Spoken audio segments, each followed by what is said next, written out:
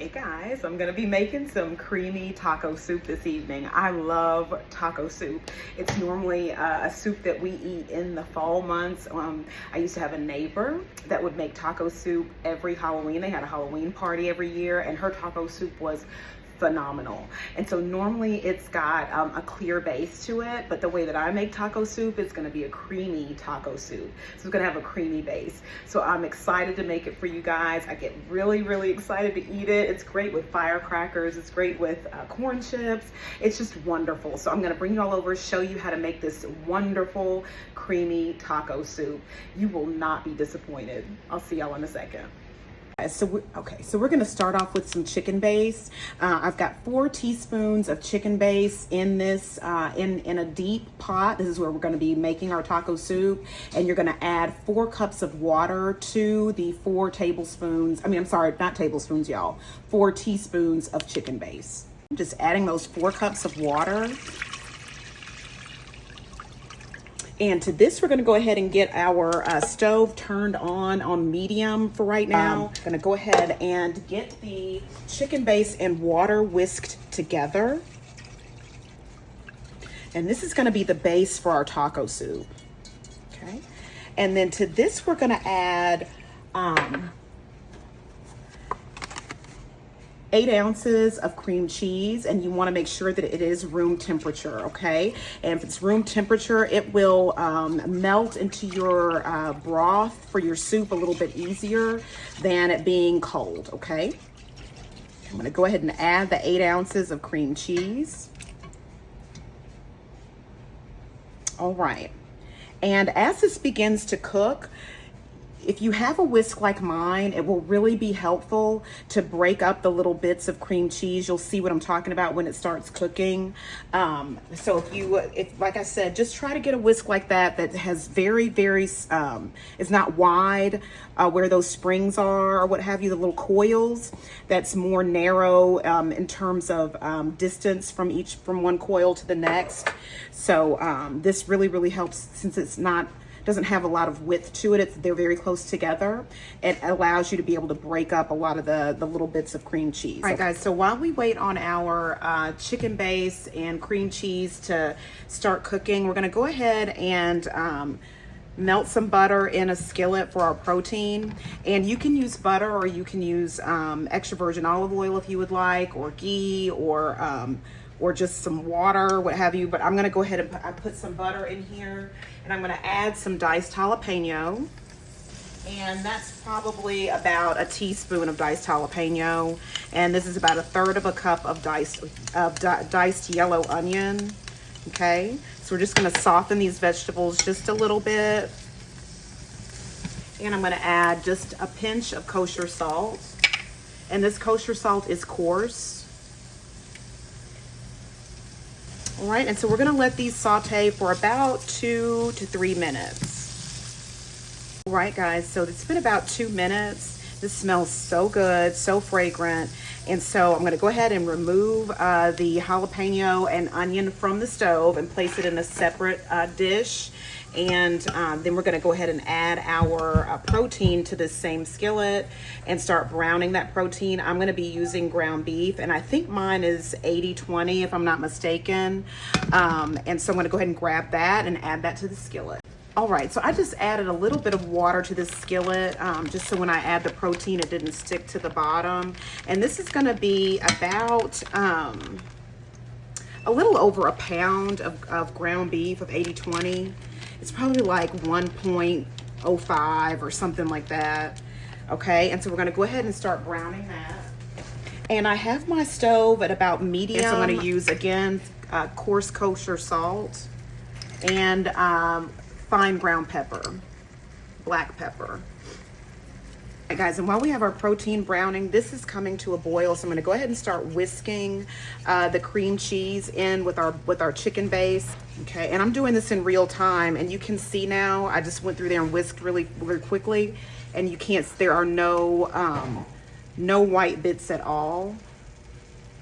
See that? There are no white bits at all. Okay. All right, so that's done. And so what we're gonna do is go ahead and put the lid on this. Okay. So we've got our base for our soup turned off, moved off the eye. Do not leave it on that eye because it will continue cooking and it will end up scorching the bottom of your soup. So be sure to remove that pot from the eye that you were using to make it, okay, because you don't want it to burn. All right, guys, so we're gonna go ahead and add our corn to our taco soup base.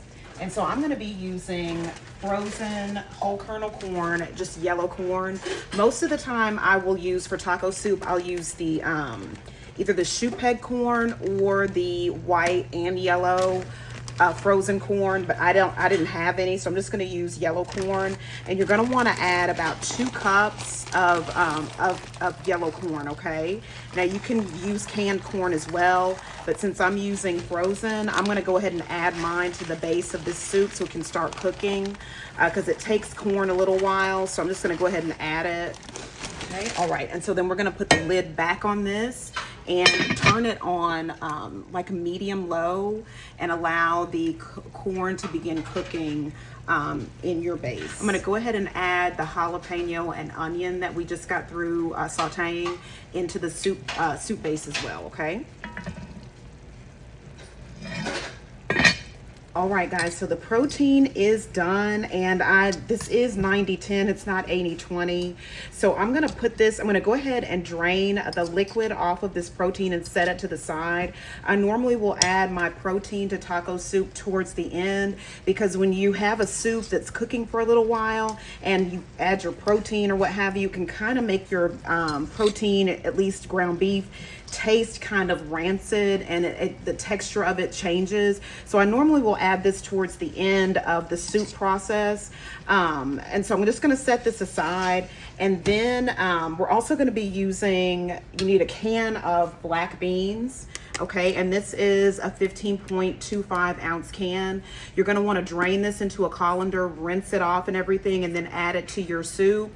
I normally will add my beans, if they're canned, last as well, because it doesn't take much, they're already cooked. So you don't wanna add these and have them cooking, or what have you with your soup unnecessarily. Now, if I was using these black beans to make like Costa Rican black beans or what have you, with a bay leaf and then that's different. I'll be cooking it on the stove and all that. But this is going to be added to a soup. So I'm not saying that you add these at the end, like when you're about to serve it. I'm just saying that when it has maybe about 30 minutes left cooking, then I would go ahead and add my beans, okay, if they're canned. That's just what I do along with the protein. Also have a packet of taco seasoning, and you use whatever taco seasoning you want to use. Some people make homemade taco seasoning. I'm just going to use this pack, and I'm going to go ahead and get this added to our taco soup base. Okay. All right, and there's our taco seasoning. I'm going to go ahead and get that added. I'm also going to add just a little bit of water from the taco seasoning packet to the base of the soup, okay? And now we're gonna whisk that taco seasoning in. And notice I'm just whisking right here at the top to break up any of the taco seasoning powder, because sometimes it'll come out kind of clumpy or what have you, and it normally rests right at the top of your liquid. So I'm just gonna go through here at the top of the liquid and then a little bit in halfway point of the liquid to get all that broken up, and place the lid back on here and turn it on up to medium so it can get cooking. All right, guys, so next we're gonna add in a 10-ounce can of Rotel. I'm using the original. You can use whatever heat level you want. I think they have mild, hot. And you're gonna add the whole can into your soup. All right, y'all, so the soup has been going for about 20 minutes and it's got about 20-30 minutes left. So I'm gonna go ahead and add our protein, and I went ahead and drained it, put it in a colander and drained the liquid and everything off. So I'm gonna go ahead and get that added to our soup. And it does have a little bit of fat content still left in it, so that's going to be a perfect amount for the soup, because you do want to have a little bit of fat content in your soup. And I'm going to stir it around just to see what the fat content looks like. to make sure that it is an adequate amount. I placed my colander on a flat pan so that some of the drippings would go in that pan in case I want to use this in order to reserve those drippings, in case I want to use some of that later. All right, guys, so I've got the black beans rinsed off. I'm going to go ahead and get those added to our soup. And that's the last thing to add. So we're gonna let this continue cooking for about the next 15, 20 minutes or so, okay? All right, guys, so this soup is ready. I wound up not using the rendering for the, the fat renderings. I didn't use any of that. I did add just like a pinch of granulated sugar to the soup off camera.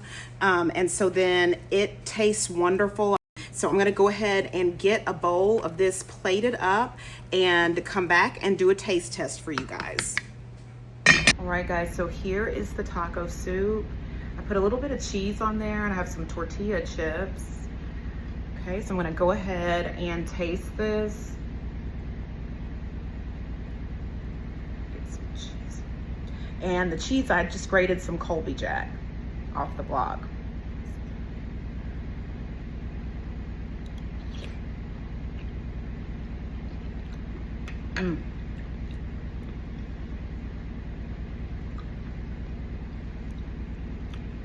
It is really good. It's got the enough spice for me personally. It's really good, enough salt. The addition of the grated cheese on top is wonderful. The corn is tender. The beans are not overcooked and the protein is not overcooked either. Okay, and I make this soup all the time. It is excellent. And like I said, it's really good with firecrackers too. It's so good with firecrackers and corn chips, okay? All right, guys. Well, I will see you all back here for another episode of 234 in my Casa. And this is a perfect soup year round. We really have it love it having it in the cold months, but I eat soup in the summertime and spring too. So this is an excellent meal to have. It doesn't take very long at all, okay? All right, I'll see y'all back here another day. Y'all take care and lots of love and lots of prosperity. See you later.